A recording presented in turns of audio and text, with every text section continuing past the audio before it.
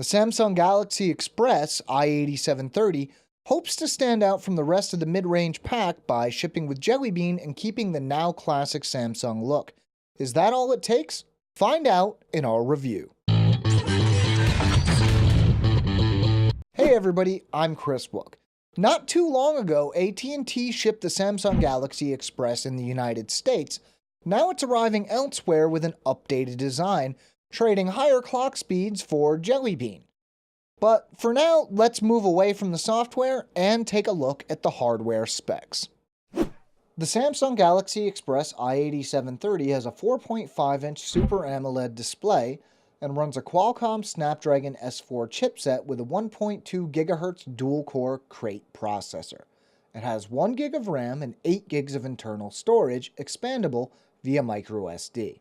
The Galaxy Express has a 5-megapixel rear-facing camera and a 1.3 megapixel front-facing camera. Both capture 720p video. Powering the device, we're looking at a 2000 mAh battery. Looking at the design, well, it's obvious that this is a Samsung phone. Recently, it seems that if you've seen one, you've seen them all, with the only major differences being color and size. Button layout is just as you'd expect. Power button on the right, volume rocker on the left, hardware home button on the front. The overall feel is good and it should be a decent fit for most people, but those with smaller hands might have trouble with one-handed operation. The phone is light, but feels a little on the flimsy side. I'd be careful of dropping this one. Whenever we look at phones in this class, the display is usually the biggest flaw, and in this case, it's no different. The resolution of 800 by 480 just doesn't cut it on a 4.5-inch screen, though it does work better than, say, the larger Galaxy Grand. Pixelation is surprisingly difficult to notice, actually, but with a pixel density of around 207 ppi, you'll notice a general lack of sharpness. The only other issue is that the screen can look a little washed out at times. That small resolution does pay dividends when it comes to performance, as does the Snapdragon chipset. Starting with some numbers, we ran Antutu Benchmark 10 times and ended up with an average score of just under 11,000, almost exactly what we expected from this chipset.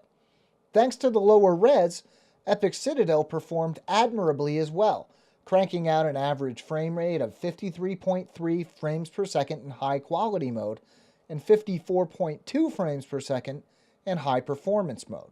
In the real world, performance was comparable, with little noticeable lag when scrolling through home screens or the app drawer. While it isn't the most demanding game, Subway Surfers ran without a hitch. Unlike a lot of phones we see running similar hardware, the Galaxy Express runs Android 4.1.2 Jelly Bean right out of the box. Samsung has skinned the device with its TouchWiz UI in keeping with its apparent philosophy of giving customers a unified experience. If it wasn't for the version number and a few Jelly Bean only features, you wouldn't even be able to tell what version of Android it runs. The usual lineup of Samsung apps is bundled, including Samsung's own App Store and the S suite of tools like S Memo, S Voice, and S Planner. Most other bundled apps, like the voice recorder and file browser, are useful as well. There isn't that much bloatware installed. The camera is never the strongest aspect of mid-range phones, but in good light, the Galaxy Express did fairly well, capturing crisp images with good color balance. In low light, performance wasn't nearly as good. There is an LED flash to assist, but this isn't always desirable. Given how many phones in this class have full 1080p video capabilities, we were surprised to see that the Express only featured 720p video capture. The same issues with low light were present, but otherwise, the quality of the 720p video was pretty good. The battery isn't exactly huge at 2000 mAh, but Qualcomm chipsets are generally pretty good at maintaining battery life. The CPU being clocked down to 1.2 GHz helps a lot here as well. I took the Galaxy Express out of the box at around 60% battery life, tested heavily for around 6 hours, and still had around 30% battery life when testing was finished for the first day.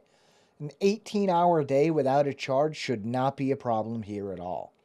The battery is replaceable, so if you want to carry an extra or buy an extended battery, you're in the clear. The biggest hurdle for the Galaxy Express is that Samsung is kind of competing with itself here. They have other models like the Galaxy Gram that offer the same specs at a different size with different features. Not to mention, they have a lot of competition from other companies as well. That said, if you want a Samsung phone that looks and acts like a Samsung phone for a relatively low price, this is that phone. Unless you want a bigger one. If you want to know more, we have a written companion to this video at androidauthority.com. You can find the link in the description below. We have new videos going up all the time, so if you want to stay caught up, make sure to subscribe to our channel. I'm Chris Wook for Android Authority, and as always, thank you for watching.